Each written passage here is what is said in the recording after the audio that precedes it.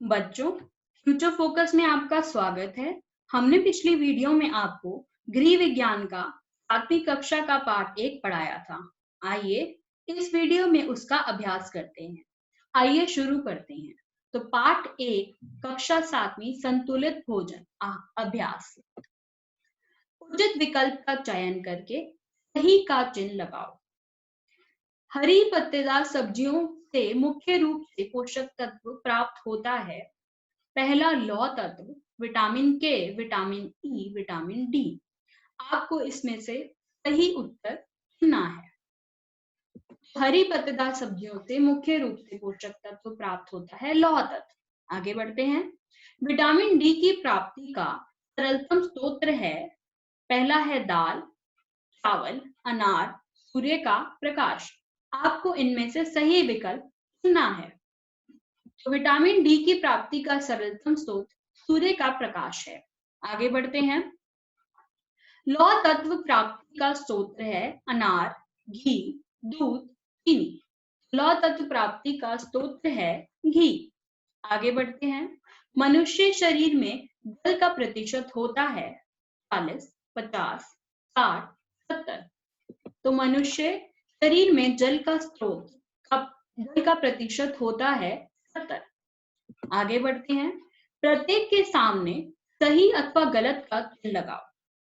खाद्य पदार्थों को 5 खाद्य समूहों में बांटा गया है। दूसरा, आपसे अनुरोध है कि आप वीडियो पॉज करके इसे हल करने का प्रयास करें। दूसरा है प्रोटीन का मुख्य कार्य शरीर को सुरक्षा प्रदान करना है। भोजन पिरामिड के अनुसार वसा और शर्करा का प्रयोग सबसे कम करना चाहिए।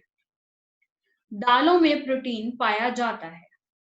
खट्टे फलों में विटामिन सी प्रचुर मात्रा में होता है। ये सभी विकल्प सही हैं। आगे बढ़ते हैं।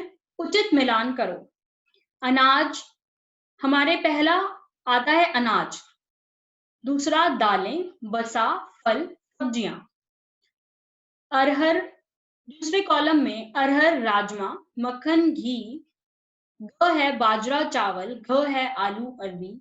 ड है अनार, अमरूद। आपसे अनुरोध है स्वयं इसको मिलान करने का प्रयास करें। आशा है कि आपने प्रयास किया होगा। तो अनाज एक बाजरा और चावल से प्राप्त, बाजरा और चावल एक तरीके का अनाज है। दालें हमारी अरहर, राजमा। वसा, मक्खन, घी। फल अनार, अमरूद। सब्जियां आलू और अरबी, आलू और अरबी। आगे बढ़ते हैं।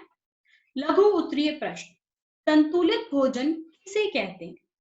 जिस भोजन में सभी पोषक तत्व उचित मात्रा में विद्यमान हो उसे संतुलित भोजन कहते हैं। जैसे कार्बोहाइड्रेट, वसा, प्रोटीन, विटामिन तथा खनिज लवण।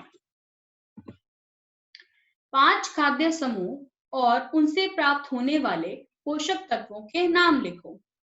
आपको केवल 5 खाद्य समूहों के नाम लिखने हैं और उनसे प्राप्त होने वाले पोषक तत्वों के नाम लिखने हैं।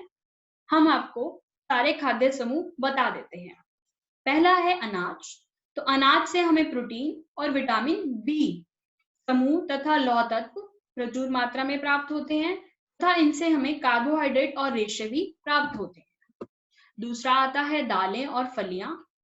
दालें और फलियों में हमें विटामिन बी समूह, कैल्शियम तथा लौह तत्व तथा प्रोटीन प्रचुर मात्रा में प्राप्त होते हैं। आगे फल और सब्जियां। फल और सब्जियों से, हरी पत्तेदार सब्जियों से हमें विटामिन सी, कैल्शियम और लौह तत्व प्राप्त होते हैं। जमीन से नीचे उगने वाली सब्जियों में हमें कार्बोहाइड्रेट प्राप्त होते हैं। फल, खट्टे फलों से हमें विटामिन सी मिलता है और पपीता, आम, अनार आदि से हमें विटामिन ए मिलता है। केले व अनार में लौह तत्व मौजूद होते हैं। आगे बढ़ते हैं। सूखे मेवे। सूखे मेवों से हमें कैल्शियम, लौह तत्व, रेशे एवं वसा की मात्रा अधिक होती है। आगे बढ़ते हैं। अंडे, मांस, मछली, दूध व इसके उत्पादन। इनसे हमें कैल्शियम मुख्य स्रोत है। इनसे विटामिन ए तथा बी व वसा पर्याप्त मात्रा में उपलब्ध होता है। आगे बढ़ते हैं। गुड़, शक्कर व चीनी। वसा और शर्करा खाद्य समूह है, तो इससे हमें कार्बोहाइड्रेट प्राप्त होता है। आगे बढ़ते हैं। लघु उत्तरीय प्रश्न। जल हमारे लिए क्यों महत्वपूर्ण है? जल हमारे लिए क्यों महत्वपूर्ण है?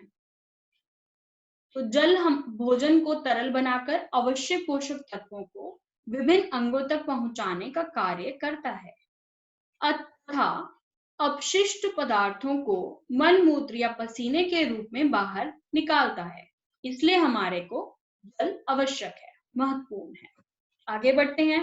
दीर्घ उत्तरीय प्रश्न। भोजन पिरामिड का चित्र बनाओ। संतुलित भोजन की योजना बनाने में यह किस प्रकार सहायक है? तो चित्र हमारा भोजन पिरामिड का ये है। शरीर को स्वस्थ रखने और सुचारू रूप से कार्य करने के लिए संतुलित भोजन की आवश्यकता होती है।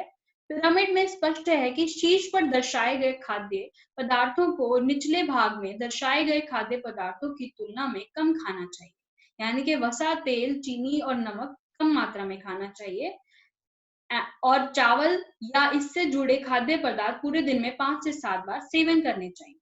भोजन पिरामिड का प्रयोग संतुलित आहार के नियोजन तथा वैकल्पिक भोजन के चयन में सहायक होता है। दूसरा हमारा दीर्घ उत्तरीय प्रश्न है। कार्यों के आधार पर पोषक तत्वों को कितने भागों में बांटा गया है? प्रत्येक का वर्णन करो। उत्तर है, कार्य तत्वों के आधार पर पोषक तत्वों को मुख्यतः 3 श्रेणी में बांटा गया है। पहला, ऊर्जा प्रदान करने वाले। दूसरा, वृद्धि करने वाले। तीसरा, सुरक्षा करने वाले। कार्बोहाइड्रेट एवं वसा ऊर्जादाता कहलाते हैं। अनाज, तिलहन, गुड़, चीनी, घी, तेल आदि इनके ऊर्जा प्रदान करने वाले पदार्थ हैं। वृद्धि करने वाले प्रोटीन वृद्धि कारक तत्व कहलाते हैं। अंडे, मांस, मछली, दालों, फलियों, मूंगफली, दूध व दूध से बने पदार्थों में प्राप्त होता है। सुरक्षा करने वाले बीमारियों से सुरक्षा और विभिन्न क्रियाओं का नियंत्रण, जैसे शरीर में तापमान का नियंत्रण व मल मूत्र का उत्सर्जन। यह कार्य विटामिन, खनिज लवण व जल द्वारा संपादित किए जाते हैं। ये फलों तथा सब्जियों से प्राप्त होते हैं। इन्हें सुरक्षात्मक तत्व कहते हैं। आगे बढ़ते हैं। तो आशा है कि आप सभी को ये अभ्यास समझ आया होगा। तो अगर आपको हमारी वीडियोस अच्छी लगती हैं तो इसे लाइक से सब्सक्राइब और फॉलो करिए। आपका दिन शुभ हो। धन्यवाद।